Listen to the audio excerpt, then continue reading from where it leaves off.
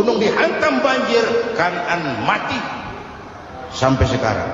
Yang kelima, Nabi Musa, kisah Muharramnya ini lahir dalam kondisi yang sulit karena Fir'aun mimpi akan lahir seorang anak dari keturunan Bani Israel yang akan menghancurkan kerajaannya. Kata Fir'aun, sudah lahir belum anaknya? Belum. Kalau gitu mulai malam ini laki-laki dilarang bergaul sama istrinya. Semua perempuan hamil di bawah pengawasan negara. Mulai hari ini kalau lahir anak laki-laki terutama Bani Israel, penggal. Satpol PP disiapkan. Udah ada kayaknya. Ada. Patroli. Bayangkan, nah Fir'aun itu bikin undang-undang seenaknya sendiri. Apalagi merasa kekuasaannya dalam ancaman. Penguasa manapun kalau merasa dalam ancaman, panik. Padahal kekuasaan itu kayak harimau.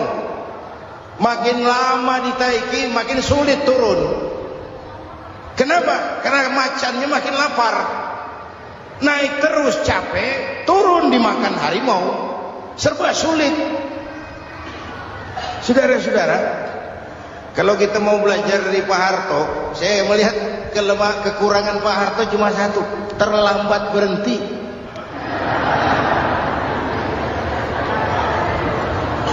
Terlambat berhenti. Di sekelilinginya banyak tukang-tukang jilat, tukang-tukang semir. Pak, kalau tidak ada bapak kami bagaimana, Pak? Saudara hadirin yang saya hormati, maka sering saya ingatkan, temanmu yang sejati adalah teman yang membuat kamu jadi benar, bukan teman yang selalu membenarkan kamu. Berapa banyak pejabat-pejabat hancur karena selalu dibenarkan oleh lingkungannya. Bapak benar, Pak. Bapak bijaksana, Pak. Itu tepat, Pak. Benar. Buang angin pun kata kelilingnya, oh, Bapak sehat. Temanmu yang sejati, teman yang bikin kamu jadi benar, bukan teman yang selalu membenarkan kamu. Bapak Ibu hadirin yang saya hormati, tapi kehendak Allah terjadi. Lahirlah Musa. Bayinya dihanyutkan di sungai Nil. Bayi sudah menderita, dihanyutkan di sungai Nil. Dan akhirnya besar di lingkungan istana Fir'aun. Diriwayat oleh Ratu Aisyah, perempuan Fir'aun, setelah mulai berjuang, terjadilah itu. Musa dan pengikutnya dikejar oleh Fir'aun. Sampai di tepi laut, Allah wahyukan Musa, lempar tongkatmu ke laut. Dalam kondisi darurat, mukjizat tiada jalan. Kondisi darurat. Kalau tidak, mukjizat itu maunya Allah, bukan maunya Nabi. Nabi enggak kuasa. Allah yang mau, tapi hidup Nabi bukan mukjizat, manusiawi. Tidak mentang-mentang ada mukjizat tongkat, tiap sulit main tongkat. Enggak usah berjuang kalau begitu. Itu darurat menyelamatkan umat. Tongkat dilempar ke laut, laut terbelah. Laut terbelah. Itu secara visualnya bisa kita lihat dalam film The Ten Commandments. Udah nonton belum? Urusan nonton kalah sama Ustadz gimana sih? Ten Commandments, 10 firman Tuhan. Tekniknya bagus tuh. Bagaimana laut terbelah. Musa lewat, Fir'aun mengejar. Musa sampai di ujung sana, Fir'aun masih di sama tengah perjalanan. Laut nutup kembali. Laut nutup kembali, Fir'aun tenggelam. Cengap-cengap di lautan. Begitu nafas sampai di tenggorokan, Fir'aun sambil cengap-cengap itu, amantu bi Rabbi Musa wa Harun. Duh, kalau begini mah saya juga percaya sama Tuhannya Musa. Malaikat maut jengkel, goblok lo, terlambat sekarang, ditenggelamin terus, modal. Musa selamat, Fir'aun mati, jenazahnya, jasadnya terdampar di pinggir laut. Beberapa waktu kemudian ditemukan orang, dimumi, dibalsem, diawetkan. Itu sesuai janji Quran. Wa kadzalika nunajjika bi badanika litakuna liman khalfaka ayah. Kami selamatkan badan kamu agar jadi pelajaran bagi orang-orang sesudah kamu nanti. Janji Quran tepat. Janji itu 14 abad yang lalu. Jasad Fir'aun ditemukan, dimumi, diawetkan, dibalsem di bawah nama Pharao Ramses II. Sekarang tersimpan di Museum Negara di Mesir. Kapan-kapan nanti ibu main ke Mesir, mampir. Naik ojek paling berapa itu? Oh, orangnya tinggi, hidungnya mancung, pokoknya pantaslah jadi Fir'aun. Selamatnya Musa di kejaran Fir'aun di ujung sana itu terjadi pada hari ke-10 bulan Muharram, yang oleh orang Nasrani diperingati dengan hari raya Paskah. Mereka melaksanakan puasa, mensyukuri nikmat keselamatan dari kejaran Fir'aun. Makanya kalau kita ikut puasa di bulan Muharram, bukan mengikuti syariatnya Nasrani, salah. Karena Nabi mengajarkan, itu sumbernya, bukan ikutan sama ibadahnya Israel. Tapi memang agama ini kan merupakan mata rantai. Datang Rasul baru melengkapi Rasul sebelumnya, datang Rasul baru melengkapi Rasul sebelumnya. Mata rantai yang berkaitan. Setelah Muhammad selesai, selesailah tugas Nabi dan Rasul. Masya Allah, apa yang sudah disampaikan oleh guru kita almarhum Kiai Haji Zainuddin MZ sangat luar biasa. Sahabat beriman yang dimuliakan Allah, tetaplah di kajian ini karena kajian ini belum selesai. Maka dari itu mari kita lanjutkan kembali. Selamat mendengarkan. Selesailah misi Nabi dan Rasul. Tidak ada Nabi lagi sesudah Nabi Muhammad. Itu harga mati, titik. Gak ada kompromi. Siapapun sekarang ini nggak datang ngaku jadi Nabi, wajib tidak percaya. Wajib tidak percaya. Tapi kaitannya memang, kita bilang Nasrani, orang bahasa Arab, bahasa Ibraninya Nazaret, Nasiro, Nazaret. Itu beda apa? Dialek. Kita Daud, dia David.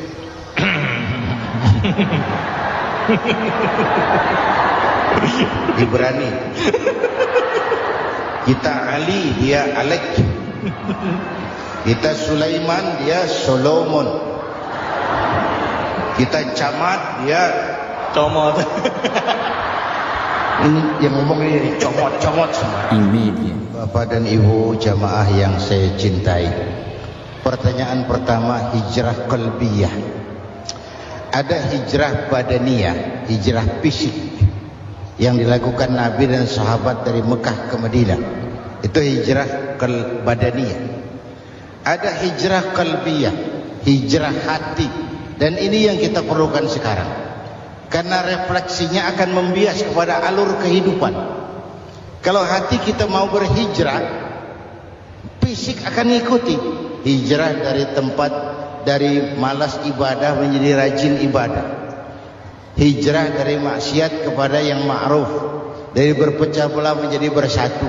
Hijrah seperti itu yang sangat kita perlukan. Apalagi masyarakat ini paternalistik. Kita harus hijrah mental sekarang ini. Maka yang disampaikan tadi benar. Seorang ketua MK siap mengundurkan diri kalau terbukti anak buahnya terlibat suap. Itu walaupun siap, tapi sudah angin segar buat rakyat, bahwa masih ada banyak insya Allah pejabat kita yang punya harga diri. Walaupun ada juga pejabat kita yang muka tembok, kulit badak, kuping kebo. Muka tembok, kulit badak, kuping kebo. Biasanya kalau kereta api tabrakan di negara-negara maju, Menteri Perhubungannya mundur. Di kita petugas palang pintu dipecat. Jauh sekali menteri sama petugas palang pintu. Yang benar-benar diadili yang krocok-krocok, kopral-kopral itu. Padahal hadisnya jelas, ar-rashi wal murtashi finnar, yang nyuap dan yang menerima suap dua-duanya neraka. Kasus potret belakangan ini, yang nerima suap yang diuber, yang nyuap aman, yang nyuap aman, yang korupsi pajak dikecil-kecilin, yang ngemplang pajak aman. Padahal ngemplang pajaknya triliunan, padahal dia sudah dikasih fasilitas oleh negara mengelola sumber daya alam negara yang artinya milik rakyat. Dia harus bayar pajak, uang pajaknya dikumpulkan bagi sebesar-besar kemakmuran rakyat. Itu tindakan merugikan rakyat. Karena itu betul, saya setuju, hijrah qalbi yang perlu kita lakukan sekarang. Hijrah hati. Kita ini bangsa Indonesia, seperti timnas. Timnas sekarang anak-anak muda sudah berani pakai baju PSSI. Iya. Kenapa? Menang. Coba kalau kalah terus, menang. Tapi bangsa Indonesia itu memang seperti timnas, namanya kesebelasan. 11 orang. Walaupun ada pemain bintang, ya ada presiden, gubernur, menteri, itu bintang-bintang. Tapi bintang baru ada artinya kalau dibantu 10 pemain yang lain. Cristiano Ronaldo. Siapa itu? Penyerang tengah Real Madrid. Bintang. Lionel Messi. Siapa lagi? Barcelona. Bercelana.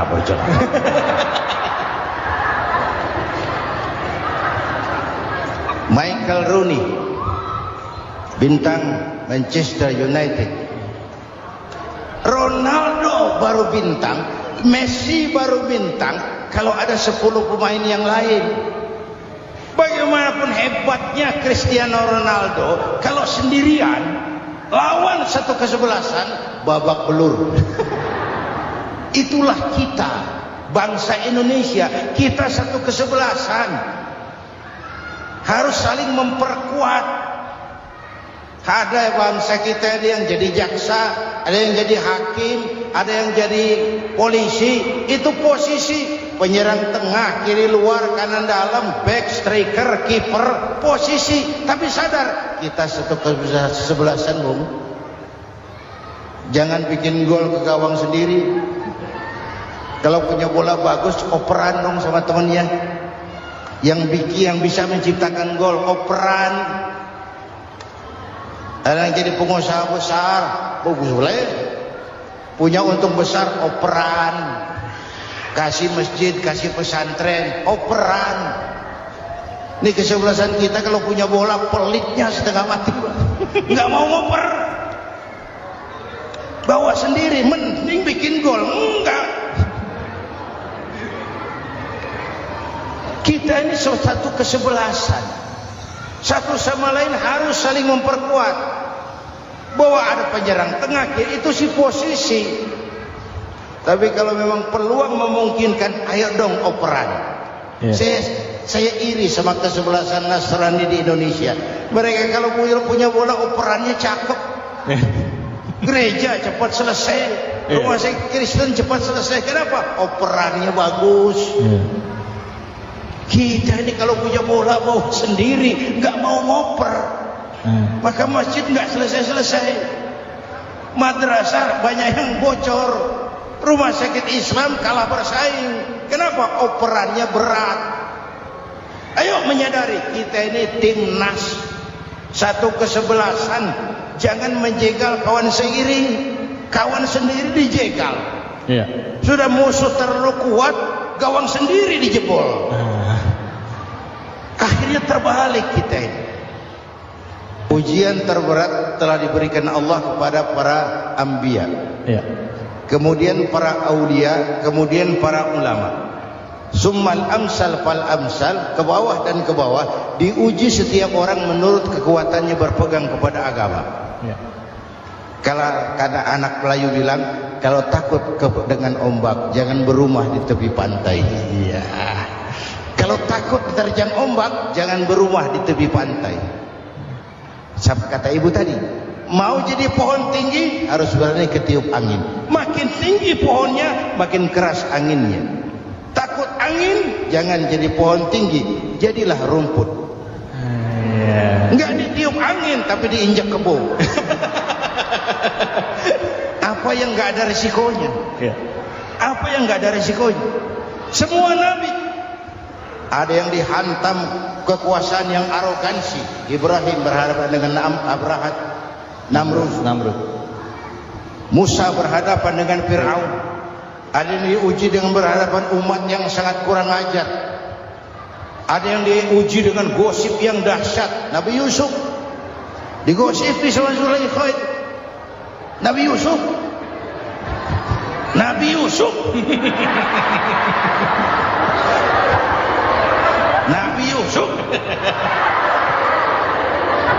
Yang namanya gosip itu kan menyebarkan keburukan orang. Kalau benar saja hukumnya ghibah. Kalau salah hukumnya fitnah. Fitnah lebih bahaya dari pembunuhan. Benarnya ghibah, salahnya fitnah. Saudara hadirin yang saya hormati, jadi resiko itu biasa. Tidak ada yang tanpa resiko. Kalau takut ombak, jangan berumah di tepi pantai. Tinggal bagaimana kita menyikapinya. Kalau kita dewasa, ini bagian ibadah saya kurang. Mungkin karena diomongin orang, tambah pahala saya. Mungkin karena diomongin orang, tambah pahala saya. Maka saya ngadepi gosip sepatah pun saya nggak ngomong. Saya cicing. Saya percaya masyarakat itu punya filter. Amin. Saya percaya Tuhan itu nggak tidur. Alhamdulillahirabbil alamin. Itulah tadi tausiah penuh hikmah, penuh makna yang disampaikan oleh guru kita almarhum Kiai Haji Zainuddin MZ. Tentunya ini sangat bermanfaat sekali untuk kita semua. Sahabat beriman yang dimuliakan Allah, mari kita sama-sama doakan guru kita. Semoga beliau diampuni dosa-dosanya dan dilapangkan kuburnya. Amin ya rabbal alamin. Buat sahabatku semua yang sudah menonton video ini sampai selesai, saya ucapkan banyak terima kasih. Semoga Allah Subhanahu wa taala senantiasa selalu melimpahkan rahmat dan karunia-Nya kepada sahabatku semua. Dimudahkan segala urusannya dan dilancarkan rezekinya. Amin ya rabbal alamin. Baiklah sahabatku semua, untuk hari ini cukup sampai di sini dulu. Sampai bertemu lagi di kajian-kajian berikutnya. Wabillahi taufik wal hidayah wa ridha wal inayah. Assalamualaikum warahmatullahi wabarakatuh. Assalamualaikum warahmatullahi wabarakatuh. Alhamdulillahirabbil alamin. Wassalatu wassalamu ala asyrafil anbiya'i wal mursalin sayyidina Muhammadin wa ala alihi wa sahbihi ajma'in. Amma ba'du. Apa kabar sahabatku semua? Semoga selalu dalam keadaan sehat walafiat, dimudahkan segala urusannya dan dilancarkan rezekinya. Amin ya rabbal alamin. Pada kesempatan yang berbahagia ini, mari kita simak bersama tausiah atau kajian dari guru kita almarhum Kiai Haji Zainuddin MZ. Seperti apa isi tausiah dari guru kita? Mari kita simak bersama isi tausiahnya. Adam itu bapak moyang kita. Dosanya satu, makan buah khuldi, dikeluarkan dari surga. Kita dosanya banyak, kepengen masuk, enggak nyambung. Hai Adam, dari tidak ada kamu saya adakan. Saya perintahkan tinggal di surga. Merasa sepi sendirian, saya ciptakan Siti Hawa supaya kamu tenang. Kamu boleh nikmati semuanya. Ini boleh, itu boleh, ini boleh, itu boleh. Makanlah yang kau mau.